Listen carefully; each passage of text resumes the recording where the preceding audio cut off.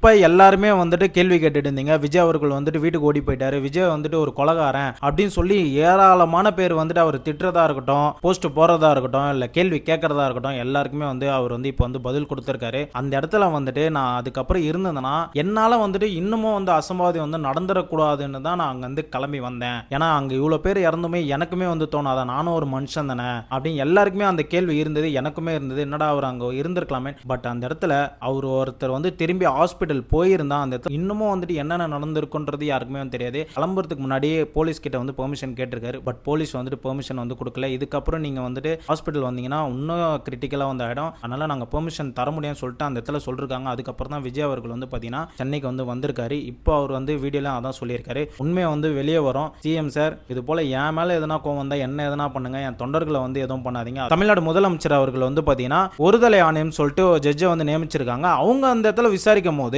நம்ம விசாரிக்க தான் நம்ம என்ன பண்ணுவோம், எதிர்க்க ஒருத்தங்களை கேள்வி கேட்போம். அவங்க சொன்னதுக்கு அப்புறம் தான் நம்ம வந்து பதில் சொல்லுவோம். ஆனா இந்த இடத்துல இருந்து இவங்க கேள்வியும் கேட்பாங்களாம், அவங்களுக்கு வந்து இதை பேசுங்கன்னு சொல்லிட்டு ஆன்சரும் வந்து எடுத்து கொடுப்பாங்களாம். ஆனா கடைசியில் அவங்கள பேசவும் விட மாட்டாங்களாம். ஏங்க நியாயம்? அப்ப எதுக்குங்க இந்த ஆணையத்தை வந்து நியமிக்கணும்? அந்த இடத்துல பேசும்போது பின்னாடி இருக்க போலீஸ் வந்துட்டு வாய வேற வந்துட்டு மூடுறாரு. எதுக்கு? உண்மை வந்து வெளியே வந்துடக்கூடாதுன்னா. அந்த இடத்துல பாதிக்கப்பட்ட மக்களே வந்துட்டு பேசுறதை கேட்கும் போது கடவுளே வந்து இறங்கி வந்து பேசுனது போல தான் எனக்கு இருந்துச்சு. திரும்பவும் வந்துட்டு என்னோட அரசியலை வந்து ஸ்ட்ராங்கா வந்து முன்னெடுத்து வைப்பேன் அப்படின்னு வந்து சொல்றாரு.